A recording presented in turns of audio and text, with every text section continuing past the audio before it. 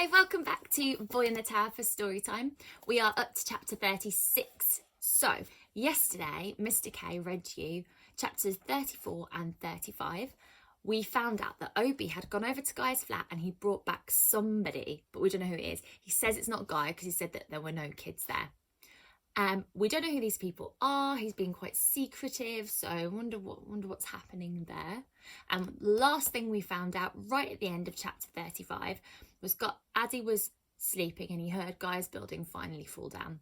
So we know that Guy's block is no more and Addy's is the final block standing. So let's see what happens. Chapter 36.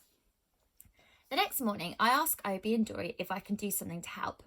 They're talking about how much food we have left and how long it will last us. I haven't been listening properly to what they've been saying. And then Obi says, Addy, you can help with that, okay? Oh, yes, you'll do a fine job, says Dory. I look up at their smiling, nodding faces and they tell me what they want me to do. My job is to go into flats and bring back any food we can eat. I also need to tell Obi if I find any water. Since Guy's tower fell, I haven't felt much like doing anything. Obi said that she wasn't there, but I know that he didn't have time to look everywhere in the block. What if she was hiding somewhere other than her flat? I really want to ask Obi more about it, but I don't like to ask him lots of questions. It's not that I'm scared of him or anything. I'm just not sure that he would like it. It's good to be doing something other than sitting around, but it doesn't stop me from thinking about Gaia. I can't stop remembering times when we were together. Everything reminds me of her. Eating dinner with Obi and Dory reminds me of the time just after I'd told Gaia about Mum not leaving the flat. She asked me if I would like to come round for dinner at her flat. Come tonight, she said. We'll go straight to mine. Does your mum know? Have you asked her? No, said Gaia, looking surprised that I'd asked. No, she'd say no if I asked her, but if you just come, then she won't be able to. I don't know, I said. There was some sort of unwritten rule that Gaia and I could only see each other at school. I'm not sure how it came about exactly, but sometimes adults don't need to tell us what to do all the time. We can just sense what they want. Your mum never has to know, exclaimed Gaia. And you can see my garden. The mint is really tasty. Come on, Addy. Tell me you don't want it. I knew how kind Gaia was being. She was willing to risk her mum being annoyed with her to make sure I had a proper dinner, but I couldn't bring myself to say yes. It felt like I would have been crossing over a line if I had, not saying anything to Mum when I got back, while my belly was full from Gaia's mum's cooking. Fine, seat yourself, Gaia said, and I could tell she was cross with me. It's just Mum. It's fine, Addy. I said it was fine. Sometimes it's those memories that are the most painful of all, more so than the happy ones. I hope that one day I may get the chance to say sorry to her. I decide to ask the person that Obi brought back if they know what happened to her family as soon as I can. Until then, I just think in my head, you're all right, Gaia, you're all right, Gaia. Because everyone knows if you think about something enough, then there's a good chance it'll come true. We've decided to put all the food in one of the flats next to Dory's so we can see how much we've got left. There isn't space to store it all at Dory's. Obi gives me one of those bags with wheels at the bottom that you pull behind you to carry food in. He tells me to start from the top floor and gives me a large bunch of keys so I can open everyone's door. I have to leave them unlocked because we need to start using everyone else's toilets now. Ours aren't flushing anymore, so we have to start using different ones or the smell will go bad. The first flat I go into has lots and lots of food in it. It looks like a big family lived here. There are lots of kids' drawings stuck onto the fridge and toys scattered around the living room. I think they must have left in a hurry because there are heaps of clothes about the place and drawers left open. I don't look around much though, I just head into the kitchen. Even though everyone's gone, it's strange to go into other people's kitchens. It was a bit different when I went into Michael's mum's flat because I knew them and I'd been there before. This feels a bit different, like I'm trespassing. But we need to eat and the people who lived here don't need the food right now, so I pull a chair over to be able to open one of the cupboards. They are full of things that we can take, and that's when I have a good idea. I'll do the same as I did when I took the tins of beans and bag of rice from Michael's mum's flat. I'll keep a list of everything I take from every flat I go into.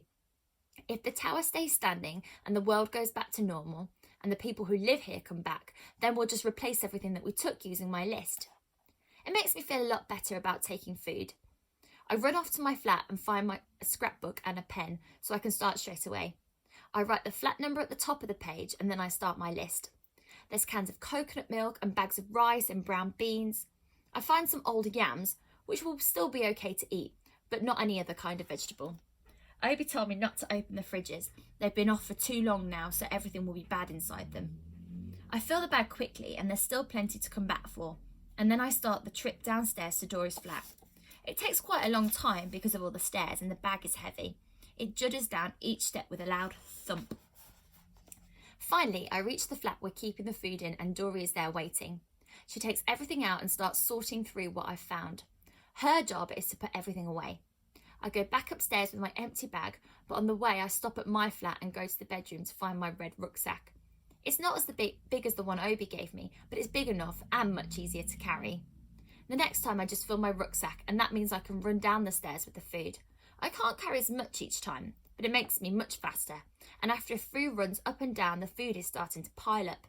There are lots of tins and bags of food and bottles of oil. I also found quite a few packets of biscuits, and in one flat, 6 bars of chocolate. I think it's time for a rest and lunch, Dory says. She picks up a couple of tins from a large stack and we go back into her flat. It's potato and leek soup. I've never had it before and I'm not sure if I'll like it. Dory sees my spoon hovering over the bowl. Even if you don't like it, Daddy, you must eat some, she says. It doesn't taste too bad. In fact, it doesn't taste much of anything at all. When we finished eating, we play a quick game of cards before we go back to work. Obi doesn't come to eat with us today. Dory says we'll see him later. Before I leave, Dory gives me a box of crackers to take to Mum with a little bowl of soup. The next day seems to be over more quickly than usual. I find some good things after lunch, some big bottles of water that I'll tell Obi about later, and a large orange net bag of onions, which Dory was really pleased about. My scrapbook's filling up with all the lists of food. I must have done about 4 pages today. Before I knew it, I could hear Dory and Obi's voices coming from inside Dory's flat, and I could smell something cooking for dinner. When I get to the front door, though, I don't go in straight away. I'm not sure why. I wait for a moment and listen to what they're saying. It's about how upset someone is. They must be talking about the person Obi rescued from the other tower. I hear Obi say, he's not in a good way, and no one should have to see that, and we'll have to keep an eye on him. And then they start talking about the food we have, and I go in. After dinner, Dory says that I've worked hard today, so I should go to the flat where we're storing all the food and pick something nice for dessert. It's a little bit like being in a funny sort of shop. I go to a sofa where Dory said she put all the sweet things, and there's a big pile of different types of biscuits, bags of cakes that look like little boats, and large blocks of chocolate. I have to rummage around for a little while before I find what I'm looking for. I found it in the very first flat I went to this morning. A little plastic box full of chin chin, little crunchy pieces of chin chin. Mum used to make it for me as a treat, but I haven't had it in such a long time. She used to let me cut the dough into small squares and then she would drop them into a pan of hot oil to fry them. She'd stir, stir, stir, and then scoop them out of the pan and onto a plate with a square of kitchen roll on it. The smell they'd make when they were cooking used to hang around for days afterwards, long after we'd finished eating them. I shake the little box that I found and it rattles. Oh, good choice, kid, Obi says, and we sit eating the chin chin until it's all gone.